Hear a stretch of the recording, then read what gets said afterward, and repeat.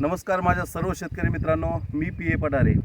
शेतकरी मित्रांनो, हा टरबूज प्लॉट आहेत. टरबूजाच्या रोपांची पुनर्लागवड करून 34 दिवस पूर्ण झालेले आहेत. आज 35वा दिवस आहेत. आपण जर बघितलं तर 6 फुटातलं अंतर पूर्णपणे मिळून गेलेलं आहे.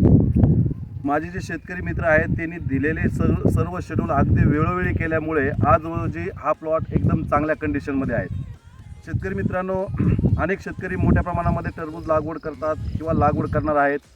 टरबूज लागवड करताना टरबूजाच्या रोपांची पुनर्लागवड केल्यानंतर सुरुवातीच्या 40, 45, 50 दिवसापर्यंत अनेक समस्या शेतकऱ्यांना जाणवत असतात की ज्याच्यामुळं आज आपलं उत्पादन एक नंबरचं 17, 18 ते 20 टनाच्या पुढे जात नाही. आपण जर टरबूज लागवड केली आणि चांगलं जर नियोजन केलं तर कमीत कमी 25 टन आपला एक नंबरचा माल आणि 3 ते 4, 5 टन हा 2 नंबरचा माल निघायला पाहिजे. मग आज तो माल का निघत नाहीत तर आपण ज्यावेळेस रोपांची पुनर्लागवड करतो त्या लागवडीनंतर ज्या समस्या शेतकऱ्यांना त्रास देतात त्याच्यामुळं व्यवस्थित पाहिजे तसा प्लॉट येत नाहीत. तर प्रत्येक शेतकऱ्याला ह्या टरबूज लागवड केल्यानंतर समस्या काय जाणवतात, एक 12-13 समस्या आहेत.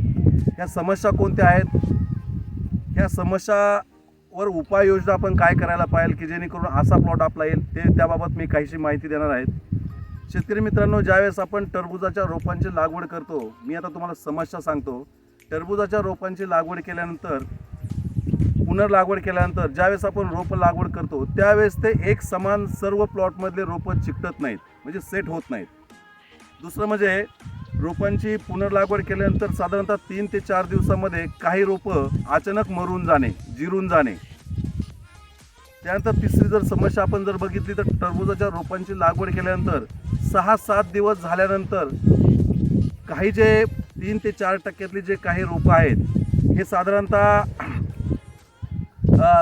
जे 3-4% काही जे रोपं आहेत ह्या रोपांची वाढ होत नाहीत, नवीन पान निघत नाहीत, तसेच खुरटे बारीक राहतात, डेव्हलप होत नाहीत. तर हे का होतं आहे? तर ही समस्या एक मोठ्या प्रमाणामध्ये आहेत. शेतकरी मित्रांनो, पुढली समस्या म्हणजे साधारणतः रोपांची पुनर्लागवड केल्यानंतर जे पहिले जे 2 पानं असतात त्याला आपण मदर लिप म्हणतो. त्यानंतर जे 3रं 4थं जे पान निघतंय या पानांवर सुरुवातीच्या कालावधीमध्ये मोठ्या प्रमाणामध्ये नागाळी या किडीचं प्रमाण जास्त असणे, याच्यामुळं पानं हे खराब होण्याचे प्रमाण जास्त सध्याला आहेत. तर ही समस्या ही मोठ्या प्रमाणामध्ये आहेत.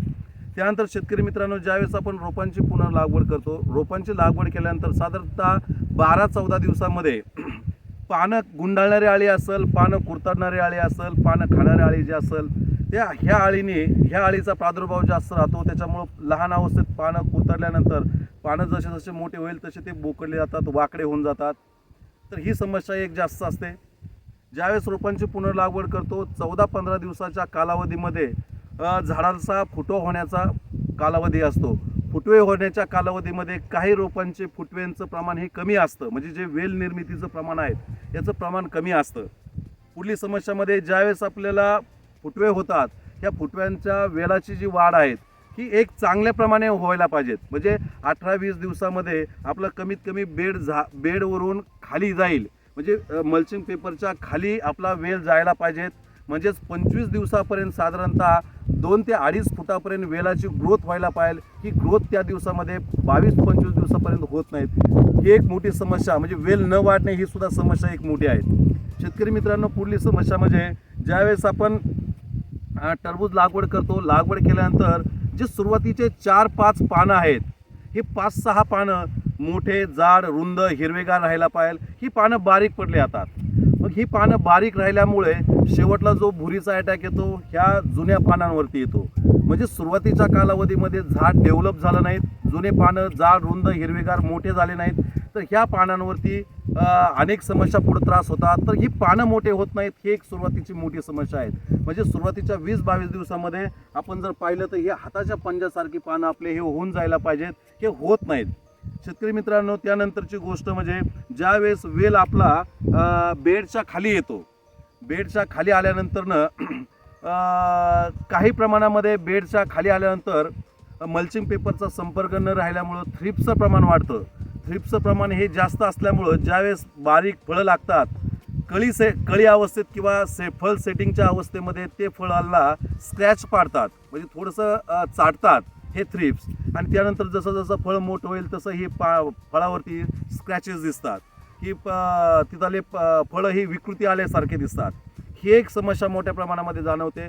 त्याचप्रमाणे शेतकरी मित्रांनो, ज्यावेळेस फळाची सेटिंग होती, ही सेटिंग होत असताना चांगल्यापैकी फळांना म्हणजे 3-4% फळांना हा डंक माशी डंक मारून जाते. हा डंक बसला नाही पाहिजेत. तर सेटिंगच्या कालावधीमध्ये ज्यावेळेस नर फुला पहिले जे पिवळे नर फुलं असतात, या नर फुलानंतरनं जे मादी कळी निघतात, ह्या मादी कळीच्या कालावधीमध्ये आपल्याला डंक बसला नाही पाहिजे यासाठी आपण सापळे असतील डंक माशीचे किंवा कीटकनाशकाचे स्प्रे हे आपण घ्यायला पाहिजे. तर हे डंक बसते ही सुद्धा मोठी समस्या आहे. त्यानंतर शेतकरी मित्रांनो, साधारणतः 25-27 दिवसापर्यंत सर्व वेल हा समप्रमाणामध्ये वाढायला पाहिजेत. ह्या वेलांची एकसारखी वाढ होत नाहीत. त्या वेलाची जाडी ही पेनापेक्षाही मोठी असायला पाहिजेत. म्हणजे आपण जर बघितलं तर ह्या वेलाचा जो थिकनेस आहे, हा वेलाचा थिकनेस हा मोठा राहायला पाहिजेत. अगदी पेनापेक्षाही मोठा राहायला पाहिजे, हा राहत नाहीत. जेवढा वेलाचा थिकनेस जास्त राहील, जेवढे पानं जाड रुंद हिरवेगार राहील, तेवढं निघणारं फळ हे मोठं कॅप्सूल प्रमाणे लांब निघतं, मोठं निघतं आणि ते फळ पुढं 5-6 किलोपर्यंत जातं. शेतकरी मित्रांनो, वेलाची ग्रोथ तर होत नाही, पण वेलाची जी जाडी व्हायला पाहिजे 30 दिवसापर्यंत, ही 30 दिवसापर्यंत पाहिजे त्या प्रमाणामध्ये जाडी होत नाहीत. पुढली समस्या म्हणजे शेतकरी मित्रांनो, एक साधारणतः फळ एक 100 ग्रॅमचं फळ गेलं तर 100 ग्रॅम 150 ग्रॅमचं फळ गेल्यानंतर फळं हे फॉस्फरसच्या कमतरतेने असं वाकडं दिसतं.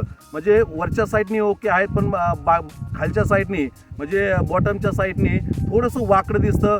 फळं एक समान दिसत नाहीत. ही फॉस्फरस खताची कमतरता आहेत. म्हणजे फळं वाकडे होणं ही सुद्धा फॉस्फरसची कमतरता राहते. त्याच म्हणजे थोडक्यात फळामध्ये गर वाढला जात नाही, त्यामुळं फळ वाकडं होणं आणि सुरुवातीलाच फळ डायरेक्ट वाकडं होऊन जाणं ही कॅल्शियम खताची कमतरता असते.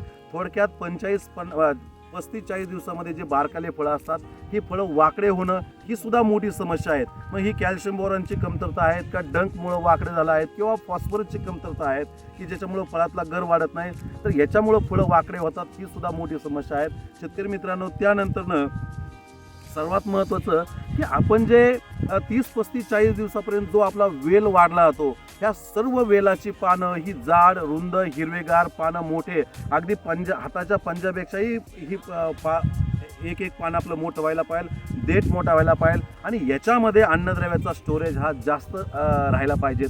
जेवढं पानं चांगलं राहतील, जेवढं खोड चांगलं बनेल, जेवढं वेल चांगला बनेल, तेवढं 55-60 दिवसानंतरनं सर्व फळ फुगवणीच्या कालावधीमध्ये त्याचा लोड हा पानावरती, खोडावर आणि मुळीवर येत असतो. तर याचा सर्वांगीण विकास हा चांगला झाडाचा होत नाहीत, ही पण मोठी समस्या मोठ्या प्रमाणामध्ये दिसते.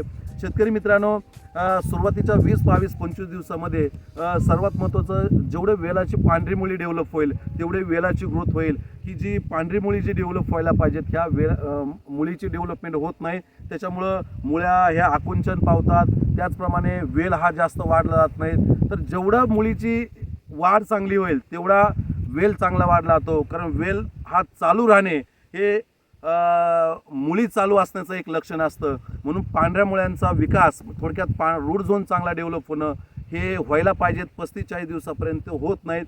ज्या झाडांच्या पांढऱ्या मुळ्या डेव्हलप होत नाहीत ती झाडं शेवटला डावणी असेल, भुरी असेल किंवा विल्टिंगला लवकर झाडं मरून जायला हे बळी पडले जातात. शेतकरी मित्रांनो, फळांचा विकास होताना म्हणजे फळं डेव्हलप होत असताना एक सारख्या प्रमाणामध्ये ते फळं फुगले जात नाहीत. शेतकरी मित्रांनो, न्यूट्रिशन मॅनेजमेंट म्हणजे पिकाचा संतुलित आहार, जे आपण ड्रीप फर्टिगेशन असेल किंवा स्प्रेमध्ये जो संतुलन जे आपलं ड्रीपमधून जायला पाहिजे हे न गेल्यामुळं एकसारख्या फळांची फुगवण आपल्याला दिसत नाहीत. म्हणजेच काय की फळं एकसारखे न फुगणे ही सुद्धा समस्या आपल्याला याच्यामध्ये दिसतात. शेतकरी मित्रांनो, सुरुवातीच्या कालावधीमध्ये फळाची साल खाणारे आळे असेल, त्याप्रमाणे डावडीचा अटॅक असेल, करप्याचा अटॅक असेल, रस शोषणारी किडींचा अटॅक असेल, मावा, तुडतुडा, पांढरी माशी, थ्रिप्स, मिलीबग याचाही अटॅक जास्त राहतो. थोडक्यात रस शोषणारी किडी ह्या जास्त येऊन जातात, रस सक करतात, त्याच्यामुळं पानांवरती वाकडेपणा येणं, व्हायरस येणं ह्या सुद्धा समस्या मोठ्या प्रमाणामध्ये टरबुजामध्ये दिसत असतात. शेतकरी मित्रांनो, शेवटच्या कालावधीमध्ये ज्यावेळेस रोज 20-25-30 ग्रॅमपर्यंत फळं हे फुगत असतं, ह्या कालावधीमध्ये त्याला अन्न आणि पाणी भरपूर लागतं. ह्या कालावधीमध्ये जर पाणी जास्त झालं तर विल्टिंगचा अटॅक जास्त येतो, झाडं अचानक मरून जाणे, वेल सुकणे ही सुद्धा समस्या मोठ्या प्रमाणामध्ये टरबुजामध्ये दिसते. शेतकरी मित्रांनो, अशा ह्या टरबुजाच्या सर्व समस्या आहेत. शेतकरी मित्रांनो, ह्या ज्या टरबूजाच्या ज्या समस्या आहेत, ह्या टरबूजाच्या समस्याच्या आपण मुळाशी जर गेलो तर सर्वात महत्त्वाचं की आपण जे बेड पाडतो हे बेड व्यवस्थित पाडत नाहीत. 20 mm लॅटरल टाकायला पाहिजे, हे कदाचित टाकलं जात नाही. त्याचप्रमाणे बेड जास्त उंच जर गेला तर पाणी खाली जातं. म्हणजेच काय की पाणी व्यवस्थापन हे व्यवस्थित जर झालं नाही तर रूट झोन डेव्हलप होत नाही, मुळ्या डेव्हलप होत नाही आणि त्यामुळं सर्व विकृती किंवा सर्व न्यूट्रिशन डिफिशियन्सी किंवा ज्या वेगवेगळ्या ज्या समस्या आपल्याला ज्या दिसतात हे सुरुवातीपासून या पाण्यातलं इनबॅलन्स आणि मुळ्या डेव्हलप न झाल्यामुळे दिसतात. याच्यावरती उपाययोजना आपल्याला काय करायची ही मी पुढल्या व्हिडिओमध्ये सांगणार आहे शेतकरी मित्रांनो. तर ह्या समस्या कोणत्या आहेत हे मी तुम्हाला सांगितलेल्या आहेत. प्रत्येक ज्या समस्या सांगितल्या आहेत या समस्या जास्त तयार होऊ नये यासाठी आपल्याला काय करायचं आहे हे पण मी पुढल्या व्हिडिओमध्ये दाखवणार आहे. आणि ह्या समस्यावर आपण जोपर्यंत मात करत नाही तोपर्यंत आपल्याला हा असा म्हणजे 34 दिवसामध्ये जो प्लॉट डेव्हलप झालेला आहे असा प्लॉट आपल्याला दिसणार नाही. शेतकरी मित्रांनो, आपल्याला 25 ते 26 टन एक नंबर माल तुटून जाऊन